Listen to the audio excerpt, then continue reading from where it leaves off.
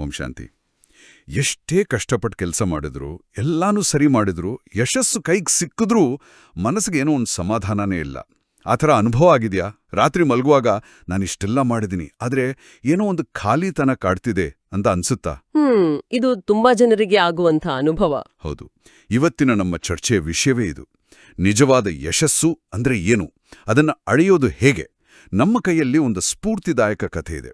3 ಸರ್ಟಿಫಿಕೇಟ್ಗಳ ರಹಸ್ಯ ಅಂತ. ಈ ಕಥೆ ಯಶಸ್ಸನ್ನು ನೋಡೋ ನಮ್ಮ ದೃಷ್ಟಿಕೋನವನ್ನೇ ಬದಲಾಯಿಸಬಹುದು ಅನ್ಸುತ್ತೆ. ಖಂಡಿತ. ಇದೊಂದು ಕೇವಲ ನೀತಿ ಕಥೆಯಲ್ಲ, ಬದಲಿಗೆ ಇವತ್ತಿನ ಜಗತ್ತಿಗೆ ಬೇಕಾದ ಒಂದು ಮಾನಸಿಕ ಮತ್ತು ನೈತಿಕ ಚೌಕಟ್ಟು ಅಂತ ಹೇಳಬಹುದು. ಬನ್ನಿ ಹಾಗಾದ್ರೆ ಈ ಕಥೆಯ ಪದರಗಳನ್ನು ಒಂದೊಂದಾಗಿ ಬಿಚ್ಚಿ ನೋಡೋಣ. ಕಥೆ ಶುರುವಾಗೋದು ಅರ್ಜುನನ್ನೊಬ್ಬ ಯುವಕನಿಂದ. ಅವನೊಬ್ಬ ವಿಪರೀತ ಶ್ರಮಜೀವಿ. ಆದರೆ ಅವನ ಸಮಸ್ಯೆ ಏನಂದ್ರೆ, ಎಷ್ಟೇ ಪ್ರಯತ್ನ ಪಟ್ರೂ ಅವನ ಕೆಲಸಗಳು ಪೂರ್ತಿಯಾಗಿ ಯಶಸ್ವಿ ಆಗ್ತಿರ್ಲಿಲ್ಲ. ಏನೋ ಕೊನೆ ಕ್ಷಣದಲ್ಲಿ ಒಂದು ಅಡಚಣೆ ಬರ್ತಿತ್ತು. ಓ ಸರಿ. ಇದರಿಂದ ಬೇಸತ್ತು ಹತಾಶನಾದವನು ಒಬ್ಬ ಜ್ಞಾನಿ ಗುರುವಿನ ಹತ್ರ ಹೋಗ್ತಾನೆ. ಈ ಕತೆ ಓದಿದಾಗ ನನಗೊಂದು ಪ್ರಶ್ನೆ ಬಂತು. ಅರ್ಜುನ ಕಷ್ಟಪಟ್ಟು ಕೆಲಸ ಮಾಡ್ತಿದ್ದ, ಆದರೆ ರಿಸಲ್ಟ್ಸ್ ಬರ್ತಿರ್ಲಿಲ್ಲ. ಅಂದ್ರೆ ನಮ್ಮ ಶ್ರಮಕ್ಕೂ ಮತ್ತು ಫಲಿತಾಂಶಕ್ಕೂ ನೇರ ಸಂಬಂಧ ಇಲ್ವಾ?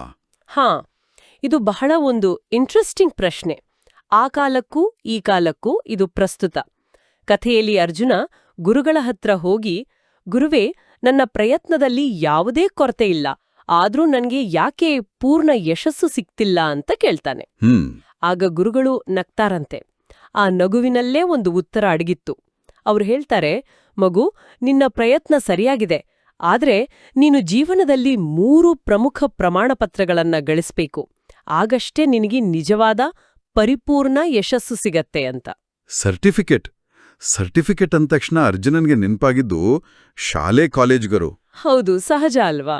ನನ್ನತ್ರ ಡಿಗ್ರಿ ಸರ್ಟಿಫಿಕೇಟ್ ಎಲ್ಲ ಇದೆ ಅಂತ ಅವನು ಸ್ವಲ್ಪ ಗೊಂದಲದಿಂದ ಹೇಳ್ತಾನೆ. ಆಗ ಗುರುಗಳು ವಿವರಿಸಕ್ ಶುರು ಮಾಡ್ತಾರೆ, ಇವು ನಾವು ಅಂದ್ಕೊಳ್ಳೋ ಹಾಗೆ ಕಾಗದದ ಪ್ರಮಾಣಪತ್ರಗಳಲ್ಲ, ಬದಲಿಗೆ ಜೀವನದ ಅನುಭವದಿಂದ ನಾವು ಗಳಿಸಬೇಕಾದ 3 ಆಂತರಿಕ ಅರ್ಹತೆಗಳು ಅಂತಾರೆ. ಆಂತರಿಕ ಅರ್ಹತೆಗಳು? ಹೌದು, ಇಲ್ಲಿರೋ ತತ್ವವೇ ಅದು. ಈ ಸರ್ಟಿಫಿಕೇಟ್ಗಳನ್ನ ಯಾವುದೇ ಯೂನಿವರ್ಸಿಟಿ ಕೊಡಲ್ಲ, ಇವುಗಳನ್ನ ನಾವೇ ನಮ್ಗೆ ಕೊಟ್ಕೋಬೇಕು.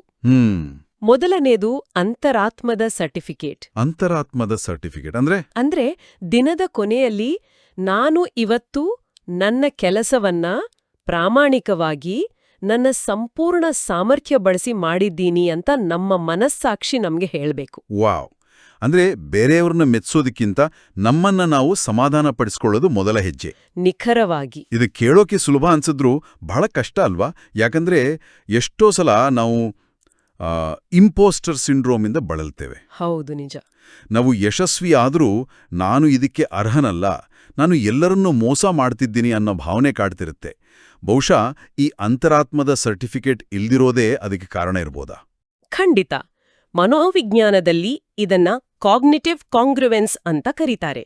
ಅಂದ್ರೆ ನಮ್ಮ ನಂಬಿಕೆಗಳು, ನಮ್ಮ ಮಾತುಗಳು ಮತ್ತು ನಮ್ಮ ಕೆಲಸಗಳು ಈ 3 ಒಂದೇ ರೇಖೆಯಲ್ಲಿ ಇರಬೇಕು. ಈ 3ರ ನಡುವೆ ವ್ಯತ್ಯಾಸ ಬಂದಾಗ ಮಾನಸಿಕ ಒತ್ತಡ, ಆತಂಕ ಹೆಚ್ಚಾಗುತ್ತೆ. ನಾವು ಜಗತ್ತನ್ನೇ ಮೋಸ ಮಾಡಬಹುದು, ಆದರೆ ನಮ್ಮ ಮನಸ್ಸಾಕ್ಷಿಯನ್ನ ಮೋಸಗೊಳಿಸಲು ಸಾಧ್ಯ ಇಲ್ಲ. ನಿಜ. ನಮ್ಮ ಪ್ರಯತ್ನದಲ್ಲಿ ಪ್ರಾಮಾಣಿಕತೆ ಇಲ್ಲದಿದ್ದಾಗ ನಾವು ಎಷ್ಟೇ ದೊಡ್ಡ ಸಾಧನೆ ಮಾಡಿದ್ರೂ ಅದು ನಮಗೆ ಖುಷಿ ಕೊಡಲ್ಲ. ಅದು ಅಂತರಾತ್ಮದ ದೃಢೀಕರಣ ಇಲ್ಲದ ಒಂದು ಟೊಳ್ಳು ಗೆಲುವು ಅಷ್ಟೇ. ತನ್ನನ್ನು ತಾನು ಸಮಾಧಾನ ಪಡಿಸ್ಕೊಳ್ಳೋದು, ತನ್ನ ಜೊತೆ ತಾನು ಪ್ರಾಮಾಣಿಕವಾಗಿರೋದು ಒಂದು ಭಾಗ. ಆದರೆ ನಮ್ಮ ಯಶಸ್ಸು ನಮ್ಮ ಸುತ್ತಲಿನವರ ಮೇಲೂ ಪರಿಣಾಮ ಬೀರುತ್ತಲ್ವಾ? ಖಂಡಿತವಾಗಿಯೂ. ಒಬ್ಬ ವ್ಯಕ್ತಿ ಎಷ್ಟೇ ಪ್ರಾಮಾಣಿಕನಾಗಿದ್ರೂ ಅವನ ಸಂಬಂಧಗಳು ಹಾಳಾಗಿದ್ರೆ ಅವನ ಯಶಸ್ಸು ಪರಿಪೂರ್ಣ ಅನ್ಸುತ್ತಾ? ಬಹುಶಃ 2ನೇ ಪ್ರಮಾಣಪತ್ರ ಇದರ ಬಗ್ಗೆ ಏನಾದ್ರೂ ಹೇಳುತ್ತಾ? ನಿಖರವಾಗಿಯೂ. ನೀವು ಸರಿಯಾದ ದಾರಿಯಲ್ಲೇ ಯೋಚಿಸ್ತಿದ್ದೀರಿ. 2ನೇ ಪ್ರಮಾಣಪತ್ರವೇ ಕುಟುಂಬ ಮತ್ತು ಸಮಾಜದ ಸರ್ಟಿಫಿಕೇಟ್ ಆಗಿರಬಾರ್ದು. ಆದರೆ ಇಲ್ಲೊಂದು ದೊಡ್ಡ ಸವಾಲಿದೆ. ಕೆಲವೊಮ್ಮೆ ಕುಟುಂಬದವರನ್ನ ಸಂತೋಷಪಡಿಸೋಕೆ ನಾವು ನಮ್ಮ ಅಂತರಾತ್ಮದ ವಿರುದ್ಧ ಹೋಗ್ಬೇಕಾಗ್ಬೋದು. ಉದಾಹರಣೆಗೆ ನಮ್ಗಿಷ್ಟ ಇಲ್ಲದಿದ್ರೂ ಪೋಷಕರ ಒತ್ತಾಯಕ್ಕೆ ಮಣಿದು ಬೇರೆ ವೃತ್ತಿ ಆಯ್ಕೆ ಮಾಡ್ಕೊಳ್ಳೋದು. ಆಗ ಮೊದಲನೇ ಮತ್ತು 2ನೇ ಸರ್ಟಿಫಿಕೇಟ್ಗಳ ನಡುವೆ ಸಂಘರ್ಷ ಉಂಟಾಗುತ್ತಲ್ವೇ? ಈ ಸಮತೋಲನವನ್ನು ಸಾಧಿಸೋದು ಹೇಗೆ? ಇದು ಬಹಳ ಮುಖ್ಯವಾದ ಪ್ರಶ್ನೆ. ಕಥೆ ಸರಳವಾಗಿ ಕಂಡ್ರೂ ಅದರ ಆಚರಣೆ ಸಂಕೀರ್ಣ. ಇಲ್ಲಿ ಗೌರವ ಅಂದ್ರೆ ಕುರುಡಾಗಿ ಎಲ್ಲವನ್ನೂ ಒಪ್ಕೊಳ್ಳೋದು ಅಂತಲ್ಲ. ಸರಿ. ಭಿನ್ನಾಭಿಪ್ರಾಯಗಳಿದ್ದಾಗ್ಲೂ ನಾವು ಅದನ್ನ ವ್ಯಕ್ತಪಡಿಸುವ ರೀತಿ ಗೌರವಯುತವಾಗಿರಬೇಕು. ಮೃದುವಾದ ಮಾತು, ತಾಳ್ಮೆ ಮತ್ತು ನಿಷ್ಕಾಮ ಸೇವೆ ಇವು ಹೃದಯಗಳನ್ನ ಗೆಲ್ಲೋ ಮಾರ್ಗಗಳು ಅಂತ ಕಥೆ ಹೇಳುತ್ತೆ. ನನಗೆ ಒಬ್ಬ ಉದ್ಯಮಿ ಗೊತ್ತು. ಅವರು ಕೋಟಿಗಟ್ಲೆ ಸಂಪಾದಿಸಿದ್ದಾರೆ. ಆದ್ರೆ ಅವರ ಮಕ್ಕಳು ಅವರೊಂದಿಗೆ ಮಾತಾಡಲ್ಲ. ಅವರು ಹೇಳ್ತಾರೆ, ನನ್ನ ಬಳಿ ಎಲ್ಲವೂ ಇದೆ, ಆದ್ರೆ ಶಾಂತಿ ಇಲ್ಲ ಅಂತ. ಇದು 2ನೇ ಪ್ರಮಾಣಪತ್ರದ ವೈಫಲ್ಯಕ್ಕೆ ಒಂದು ಸ್ಪಷ್ಟ ಉದಾಹರಣೆ. ಹಣದಿಂದ ಸಂಬಂಧಗಳನ್ನು ಕೊಂಡುಕೊಳ್ಳಲು ಸಾಧ್ಯವಿಲ್ಲ. ನಾವು ಗಳಿಸುವ ಗೌರವವೇ ನಮ್ಮ ನಿಜವಾದ ಆಸ್ತಿ. ಅಂದ್ರೆ ಮೊದಲ ಸರ್ಟಿಫಿಕೇಟ್ ನಮ್ಮ ಆಂತರಿಕ ಸ್ಥಿರತೆಗೆ, 2ನೇದು ನಮ್ಮ ಸಾಮಾಜಿಕ ಆರೋಗ್ಯಕ್ಕೆ ಸಂಬಂಧಿಸಿದ್ದು. ಹೌದು. ಇವೆರಡೂ ಸರಿಯಾಗಿದ್ರೆ ಯಶಸ್ಸು ಪೂರ್ಣಗೊಂಡ ಹಾಗೇನಾ, ಅಥವಾ ಇನ್ನೂ ಏನಾದ್ರೂ ಬೇಕಾ? ಇನ್ನೂ ಒಂದಿದೆ. ಅದೇ 3ನೆಯ ಮತ್ತು ಬಹುಶಃ ಎಲ್ಲಕ್ಕಿಂತಲೂ ಆಳವಾದ ಪ್ರಮಾಣಪತ್ರ. ಯಾವುದದು? ಅದು ಪರಮಾತ್ಮನ ಸರ್ಟಿಫಿಕೇಟ್. ಇಲ್ಲಿ ಪರಮಾತ್ಮ ಅಂದ್ರೆ ಯಾವುದೋ ಒಂದು ನಿರ್ದಿಷ್ಟ ದೇವ್ರು ಅಂತಲ್ಲ. ಇದನ್ನ ನಾವು ನಮ್ಮ ನೈತಿಕ ದಿಕ್ಸೂಚಿ ಅಥವಾ ಎಥಿಕಲ್ ಕಂಪಾಸ್ ಅಂತ ಕರೆಯಬಹುದು. Okay, ethical compass. ಅವನು ಸತ್ಯ ಮತ್ತು ಧರ್ಮದ ಮಾರ್ಗದಲ್ಲಿದ್ದಾನೆ ಅಂತ ನಮ್ಮ ಉನ್ನತ ಮೌಲ್ಯಗಳು ಒಪ್ಪಬೇಕು.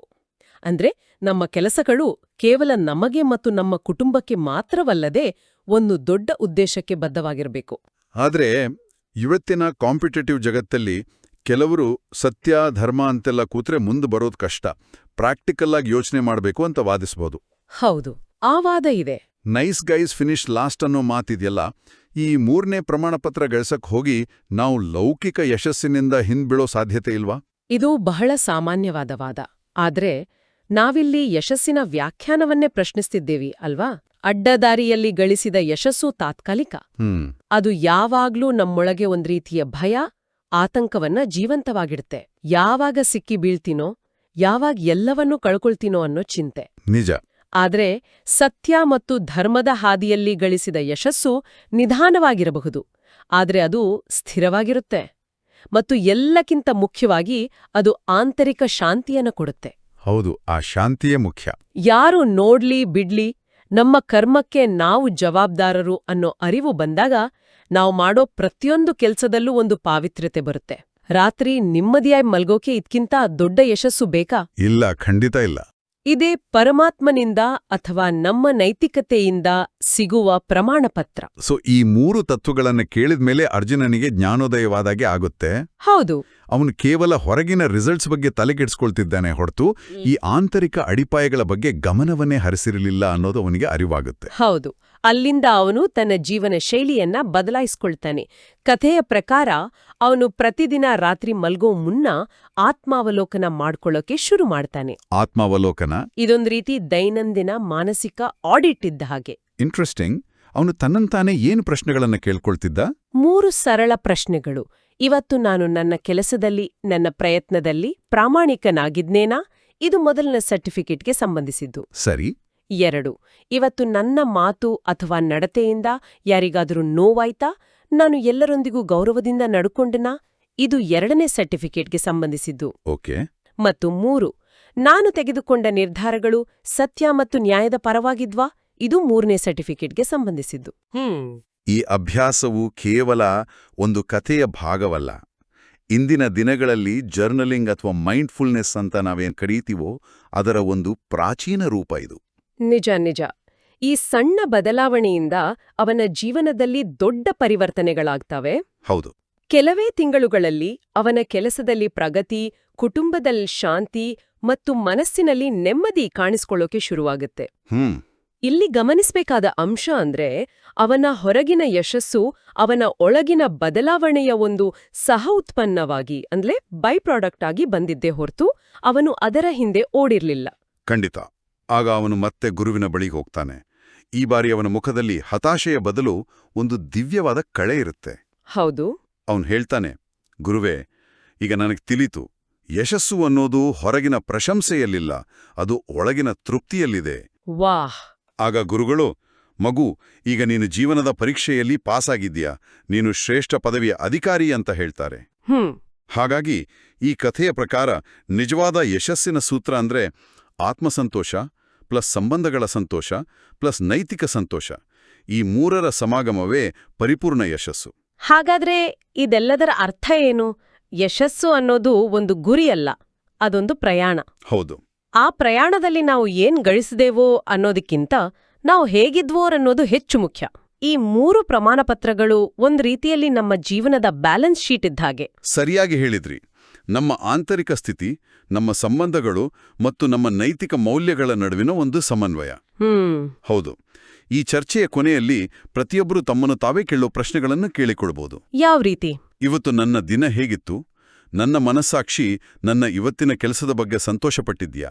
ನನ್ನಿಂದ ಯಾರಿಗಾದ್ರೂ ನೋವಾಯ್ತಾ ಅಥವಾ ಸಹಾಯವಾಯ್ತಾ? ನನ್ನ ನಿರ್ಧಾರಗಳು ನೈತಿಕವಾಗಿ ಸರಿಯಾಗಿದ್ವಾ? ಈ ಪ್ರಶ್ನೆಗಳಿಗೆ ನಮ್ಮ ಉತ್ತರ ಬಹುಮಟ್ಟಿಗೆ ಹೌದು ಅಂತಾದರೆ, ಕಥೆಯ ಪ್ರಕಾರ ನಾವು ಆಗಲೇ ಯಶಸ್ವಿಯಾಗಿದ್ದೀವಿ.